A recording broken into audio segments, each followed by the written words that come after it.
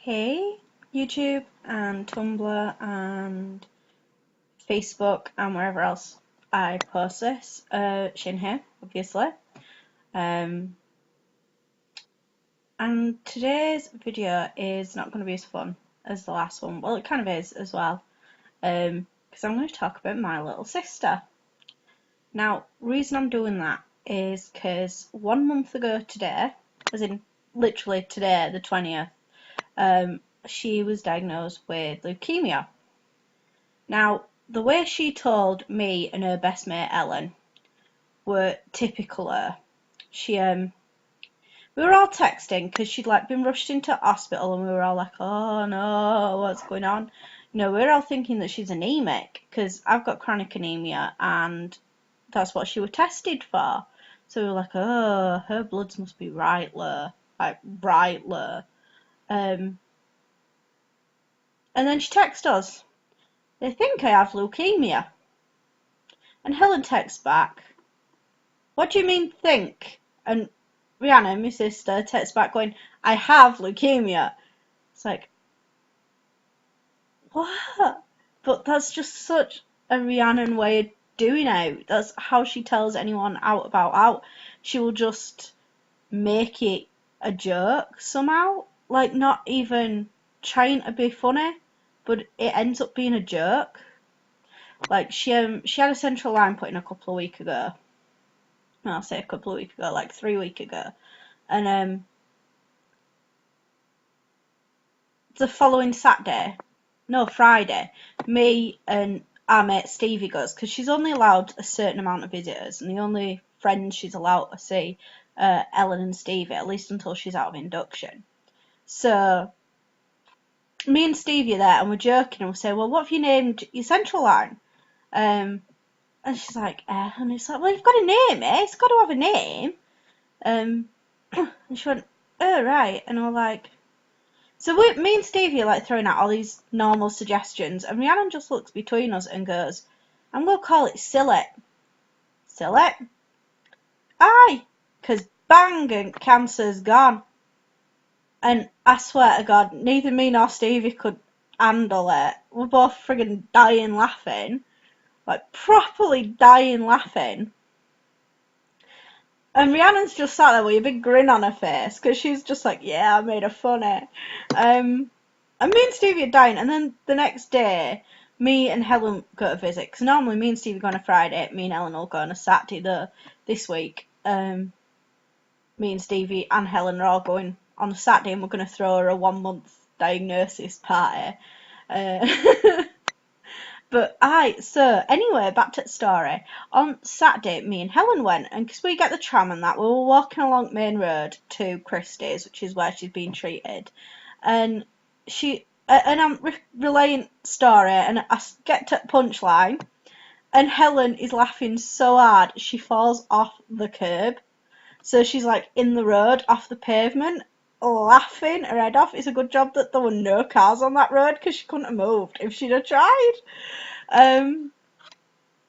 But the reason I'm telling these stories is just to show how Rhiannon put her faces out with just good humour. She ain't bothered by out, and she doesn't like to worry anyone, which has been a problem sometimes, because she also doesn't like to tell anyone when something's wrong.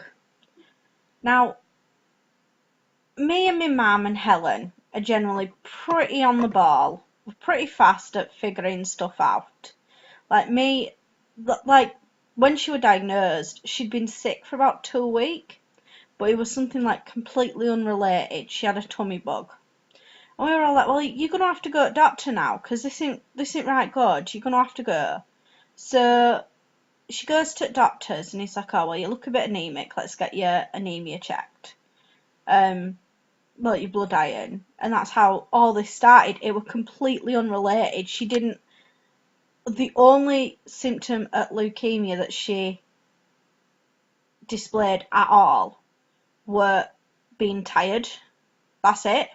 So, if your doctor sends you for tests for out, just go, because it's properly worth it. I mean, what would have happened if she hadn't have had that test? I don't want to think about it. But anyway, I actually went to see my doctor. We have different. It's quite funny because in our family we're all at the same surgery, but all of us have different GPs. So I went to see my GP, who is the mentor of Rhiannon's. And we mentioned it because, like, obviously with me having MS, we have to track all symptoms and that of mine. So we were having to mark down like all of mine, and she was like, "Oh well, what do you think caused this relapse?" And I'm like, "Well, Rhiannon were rushed into hospital a month ago."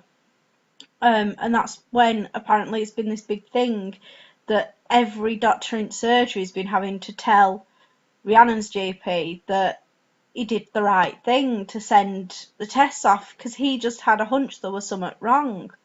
So, like, I ain't ever gonna have a problem with that. You know, I ain't ever gonna sit and be like, shit, why did he send her for that test? You know, I'm just gonna be so thankful that he did because, you know, it saved my little sister. But anyway, as I said, today is 1 month since you were diagnosed. And it's gonna be another, you know, like, it's going to be a few more weeks. She's 3 weeks into a treatment. A first lot, anyway. I'm trying to get a picture of Rhiannon up because I'm not going to. Here we are.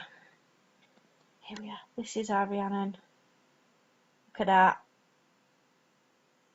So, yeah, basically, that's what's happening with that. She's on a trial drug as well because she's that healthy.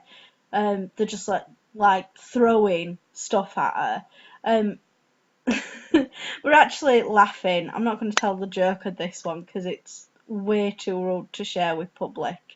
But the type of cancer that Rhiannon's got normally affects little boys. So we're all laughing at her because it's like adult women don't get it, like hardly ever. It's not at all common. It's really, really rare. And that's acute lymphoblastic leukemia. I can say it. I can't spell it though. So yeah, it's been a weird month to be honest. I never thought I'd know as much about cancer care as I bloody do now. It were always like dealing with MS and that. We were like, oh, his family's got enough with having MS, and no, universe is kind of like, no, why would we just leave you with that? We're gonna give you this and all. Thanks, universe. Cheers. Just what we needed. But yeah, so basically, another, like, Rhiannon messaged us all last night. Well, I say us all, she messaged me to tell my mother that last night she started losing her hair. Now, in typical Rhiannon fashion, she doesn't say out, like, I'm losing my hair. She messages me and goes, I'm starting molting. Fab. And mum and I was like, oh right, and I was like, mum was saying something about that. She went, no, it's only been in last hour. And mum had been home for like 2.5, 3 hours. It's like, oh yes, no, she couldn't have known that then. Why is she saying that she could? But no. So basically, my mum noticed her hair was thinning. So we knew it would come in. So it's not a surprise. We've been making hats, like the one that she's wearing in the picture that I showed you, and there's a few more. I've got mine. Here we go. I've got mine here. It's waiting to be finished. Just little bits left. I'm going to do another. I've got like loads of yarn you wouldn't even believe. Me and our mate Ellen, who's teaching me to knit, went yarn shopping the week after she was diagnosed, and it's like, yeah, we've got so much yarn that we're just gonna make into stuff. So that's proper funny. But yeah, so we've got all that, and then and everyone wants to come visit. And when she's home in a few weeks, we're gonna start arranging it. There is a list of priority in who's gonna come to visit because she can't be around too many people, and I think that if we do the list of priority on who she wants to see most, so like it'll be like Kat, Laura, Hannah, you know, her mates before anyone else, I think, because she proper misses them while she's in. Because she can't really keep in contact with that many folk, so it's just like basically me and Stevie. So it's like, So I think Kat and Laura and Hannah and Harriet, Katie, you know, all them, and local friends as well, obviously, like Corrine and Nicole, Heather and Baby, because new baby's here, and all that. So, like, basically, it'll be all mates first, and then everyone else after that, which probably seems a bit harsh on, like, some members at family, but Rhiannon proper wants to see her mates. And I know that when I were in hospital and Mum were now as serious, and I wasn't in for as long as I was in for 3 weeks, the first people I wanted to see when I got out were my mates, you know, because you want to tell them that you're alright. You don't want them worrying and all. So, it'll be your mates first, and then it'll be everyone else. As I said before, for those of you that follow, we've got a Facebook page that I'll put in the description. We've got a Caring Bridge community, which, again, I'll put in the description. We don't update that right often, though. You're better off on Facebook. We've got an email, which is absolutely full.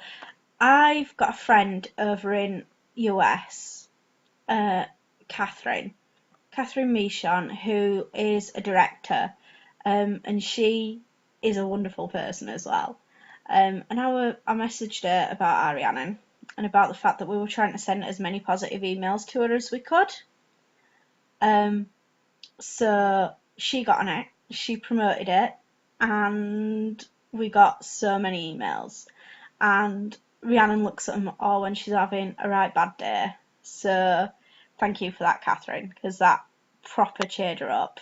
And it still does, because we still get emails. And I'll put the email address in the description so people can send if they see this. But yeah, basically, this has been me talking for nearly 15 minutes about my little sister, which is probably the longest I've ever spoke about her. So yeah, prayers, thoughts, good wishes, anything like that would be really, really thankful for. And it's one of those where it's going to be good, and she's going to do fab. So, you know, she's just taking it as Rhiannon, and it's proper funny. So, there we go. Right, thank you very much for watching. If you watched, comment, that's all brilliant. Thank you very much. If you subscribe, even better. I promise my next video will not be quite so morbid. And possibly I'll be drunk, because we're coming up to Eurovision time. I'm definitely making a video for Eurovision. You can guarantee that, and probably have a special guest for it. Likely the special guest will be my friend Helen. And Stevie, possibly. One of the two of them will be the special guest for my Eurovision video. But anyway, as we go, thank you very much for watching. Bye!